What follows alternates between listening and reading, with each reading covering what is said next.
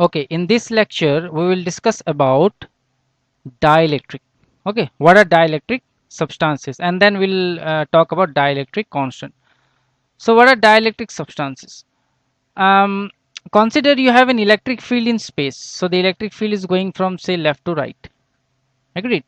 So this is an electric field. So we all know that the electric field always arises from the plus charge and go to the minus charge. Now there are certain substances. When you put these substances in the electric field, then what happens?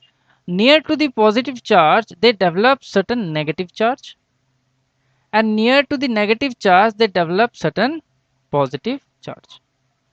Now this negative and positive charge do not come from the air. These are the positive and negative charge which was already there in the dielectric. For example, when the dielectric was no, when it was not placed in an electric field, then all these plus and minus q charges, okay, there all these plus and minus charges, they were together and they were neutral. Okay, and the moment you place this dielectric substance into an electric field, these neutral plus minus, they break each other, and what happens is the minus go to the other side and the plus go to other side. Please see that even when the dielectric substance is placed in the electric field, it is still neutral. No extra charge has developed. Already the charge that was already inside the dielectric, only they have just got rearranged and nothing else has happened. The dielectric is still neutral. So these are dielectric substances. Agreed? Now for each dielectric substance we made a constant k. So what is that constant k? This constant k will decide. So there are many dielectric substances. For example, consider this is a dielectric substance A, and there is another dielectric substance, say B. Okay, so it has found that when A was placed in an electric field, say you produce an electric field. Okay, you produce an electric field. So it has found that when A was placed in electric field E, the amount of charge on the edges was more in A, and when you place the same when you place the block B, when you place the dielectric B in the same electric field, the amount of charges, the amount of polarization charges, they are called as polarization charges. So the amount of charges that developed on the sides were very less. You see, so there are different types of dielectric charge. Some dielectrics are very sensitive. By sensitive I mean you put them in an electric field and they produce huge amount of polarization. And some dielectrics are very strong, they are not at all sensitive. You put them even in the strongest electric field and the amount of polarization charge that will be developed on the edges will be very less. So these are certain dielectric substances, and since there are various types of dielectric substances, from sensitive dielectric substances to strong dielectric substances, we used a number k and we assigned a number k to all these dielectric substances. Okay, so for different substances we have different value of k, and k determines the sensitivity of the dielectric substance to a particular electric field. This is what k does. So now that we understood what dielectric substances are, let us understand what polarization is. Already I gave you a hint of polarization. What is polarization? When you place a dielectric substance in an electric field, the charges that developed on the dielectric substance because of this electric field E, this phenomenon is called as polarization. And the amount of charge that is developed in the edges, okay, so the amount of charge that is developed in the edges, these are called as polarization charge. Agreed? So now let us understand more about the definition of polarization. There is another definition of polarization, I mean the mathematical definition of polarization. Here I just gave you a just a statement about polarization, that polarization is a process in which when you place a dielectric substance in an electric field, the charges they get generated in the dielectric substance in the edges. Now question is how to mathematically define polarization. So let us see. Okay, so mathematically polarization is defined as the dipole moment per unit volume. Okay, so this is a very big definition. You might think that, oh, such a dangerous definition, but this is just a trick. This is just a trick. Let me just tell you what will happen in the future. You will find that polarization is nothing but it is equal to the amount of surface charge density of the polarization charges. Now, I mean to say that, um, consider consider you have a plate, you have two plates. Okay, so this side of the plate has a charge of plus q. Okay, and the other side of the plate has a charge of minus q. Agreed? Now when the dielectric is placed in such a when the in between these plates, you know what happened between the plates? Obviously there are electric field that is going from the plus to the minus in the in the field, even when the dielectric was not there.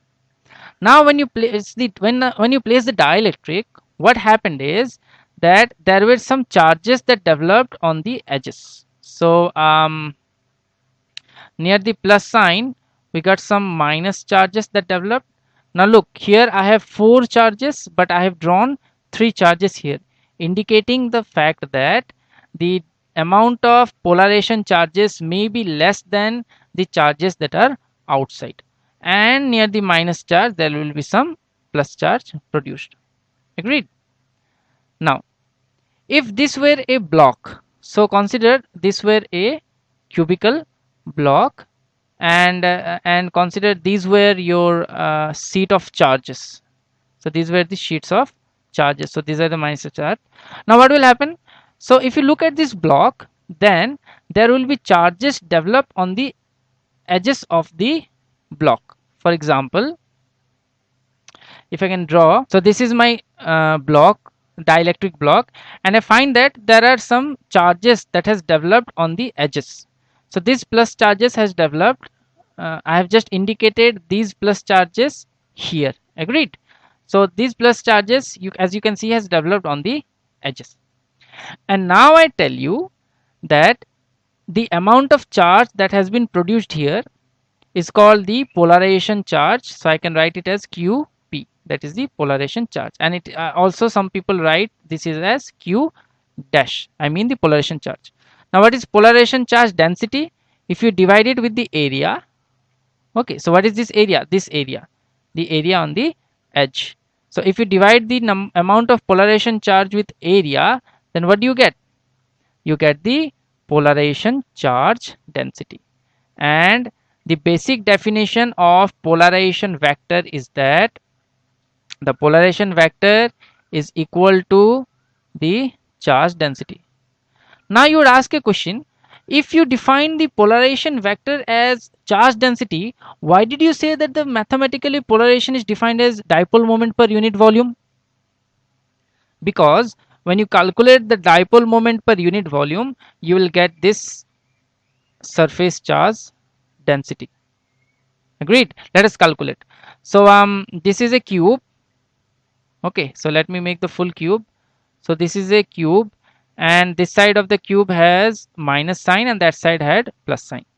So what is the area? The area on the edge is A, and say length of the cube is L.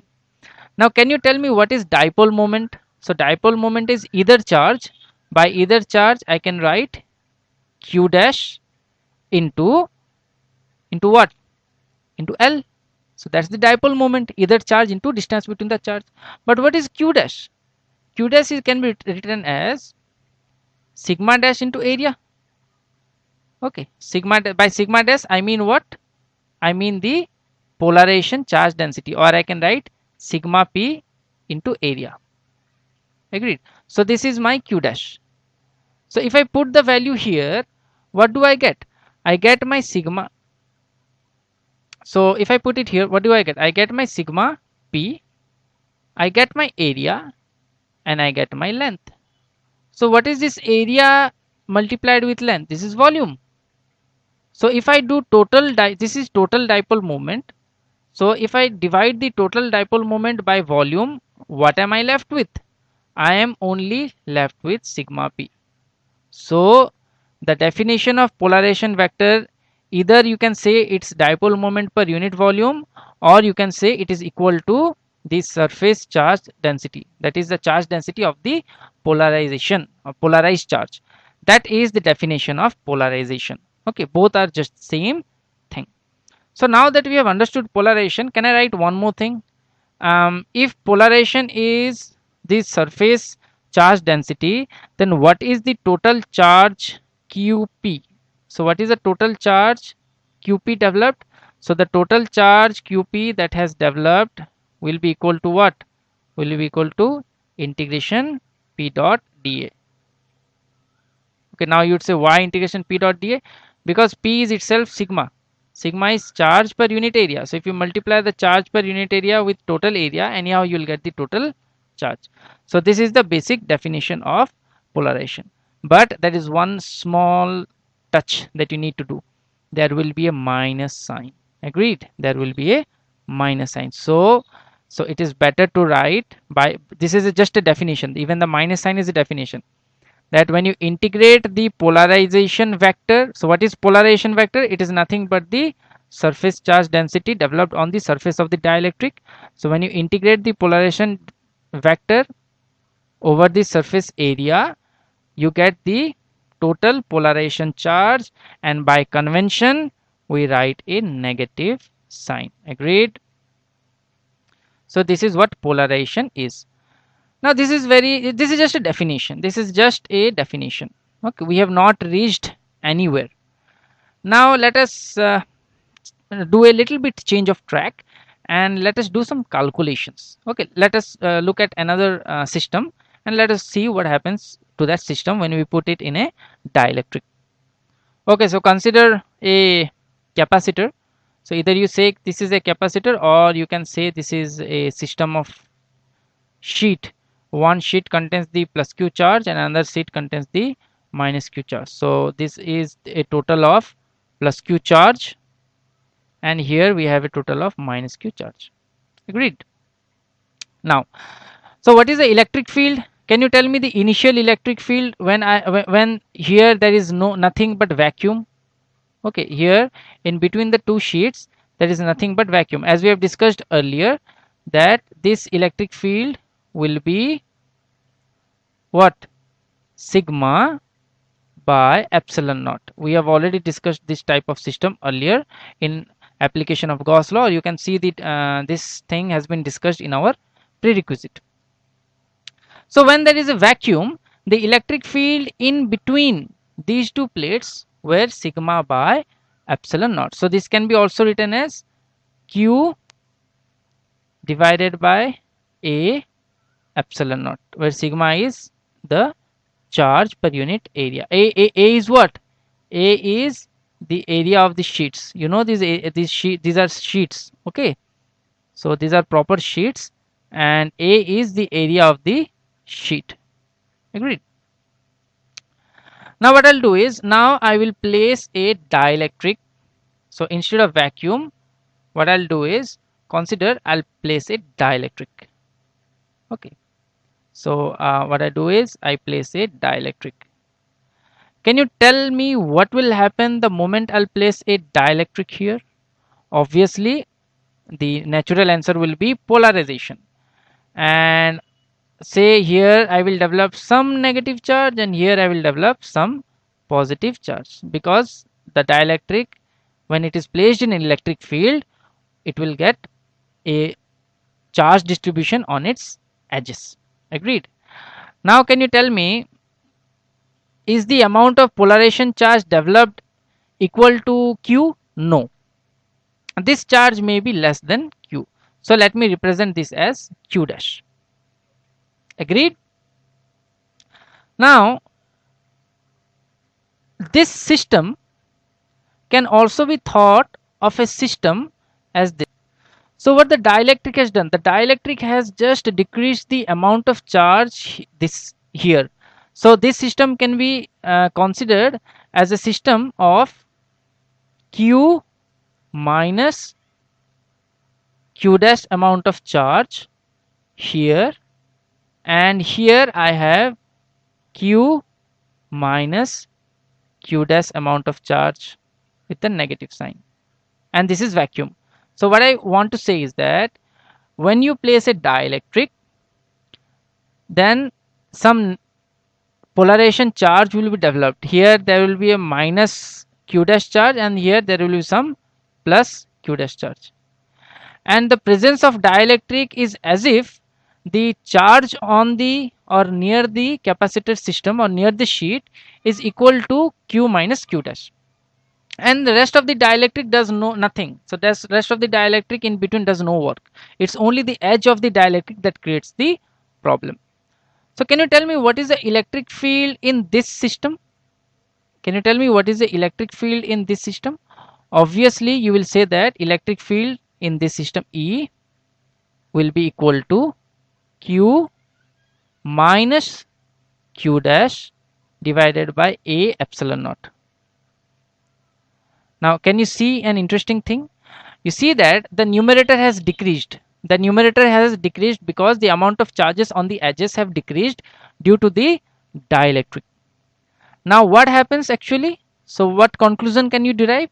Initially when there was no dielectric, the electric field that I had E naught was greater, and now when I placed the dielectric, this system became equivalent to this system where here I have vacuum and I have charges q minus q dash.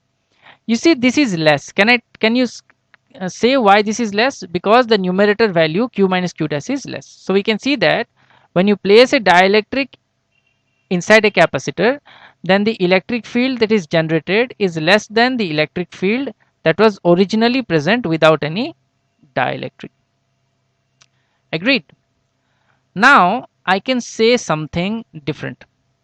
So since I know that the electric field is less than E naught, so either I can say that my electric field, that is my new electric field, so E means my new electric field. So either I can say that my new electric field is q minus q dash by a epsilon naught. Either I can say this, or I can say that my new electric field, that is the E, I know it has been decreased, and that decreased can be written as the original electric field has been slashed down by k. See, when you need to decrease a particular mathematical quantity, either subtraction will decrease it or division will decrease it. Agreed? Mathematically, I found that my E is already less than E naught.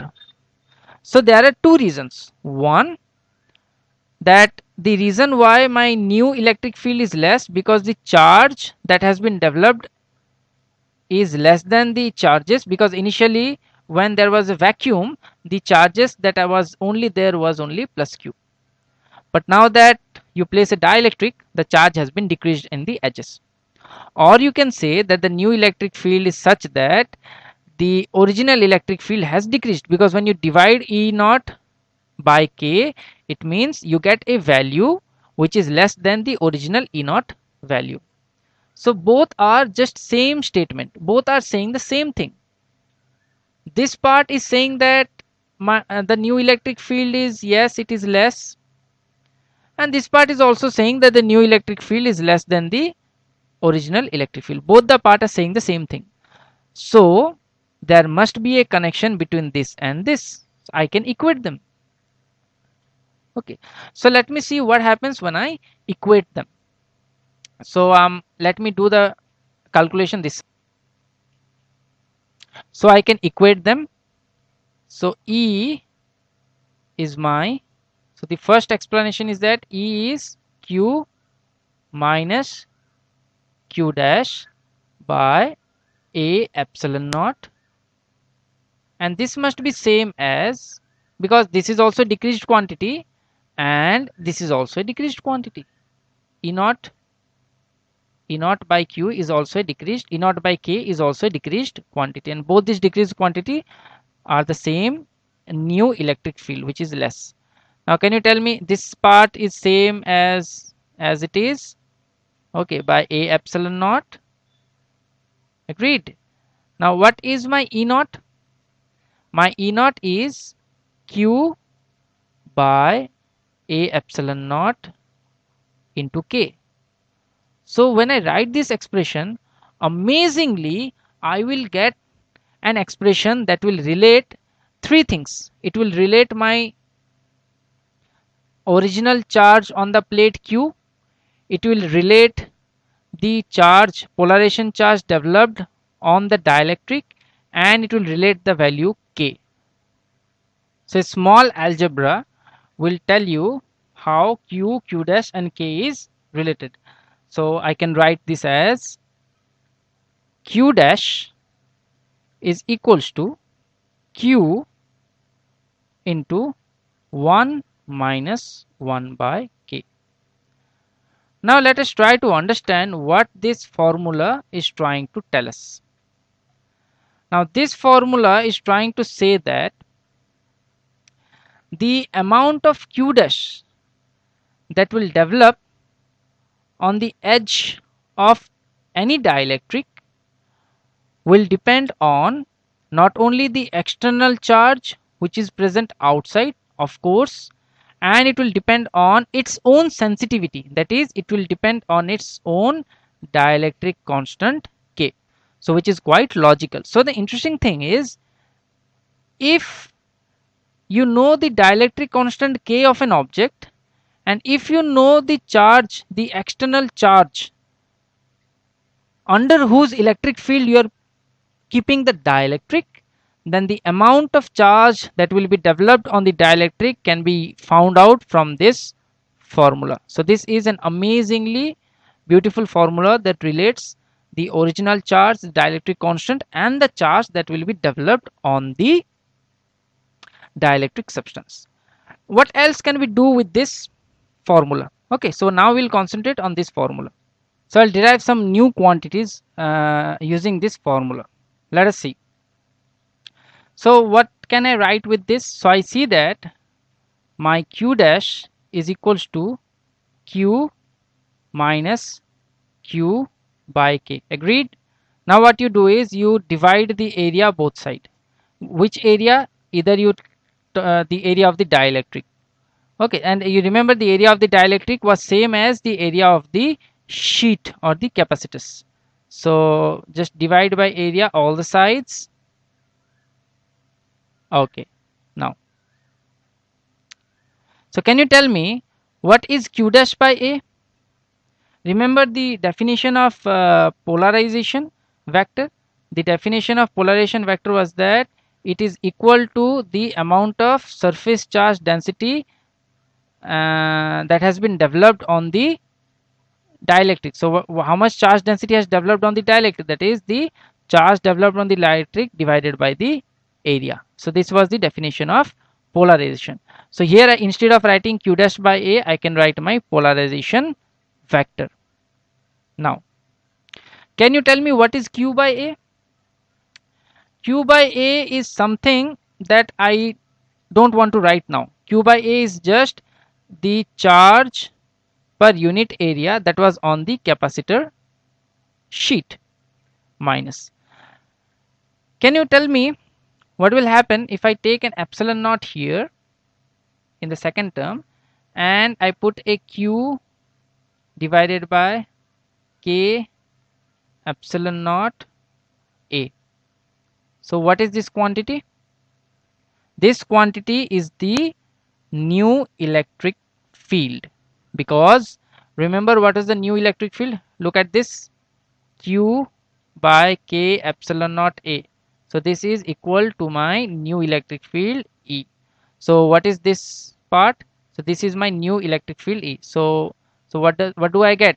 I get a polarization vector. I get this particular object called the charge per unit area on the capacitor sheet, where q is the free charge. By free charge I mean, you remember what is free charge? You took two capacitors Okay, and both these capacitor contained a charge q, and then you put the dielectric, and the dielectric developed a charge of say this is plus q. The dielectric developed a charge of minus q dash and plus q dash. So we are least concerned with the q dash. So q is the free charge. And can you tell me what is the rest of the term? This is epsilon naught, and this term is actually the new electric field. This is the new electric field. By definition, free charge per unit area is called displacement vector d. This is by definition. So displacement vector d means free charge per unit area. So I get a new formula. The new formula says displacement vector d is equals to the polarization vector plus epsilon naught E. E is my new electric field, not the old electric field that was in vacuum. That was E naught. So this is the new electric field. So this is a formula that relates the free charge, the bound charge. By bound charge I mean the polarization charge, and the electric field that is existing between the two capacitor when the dielectric is placed.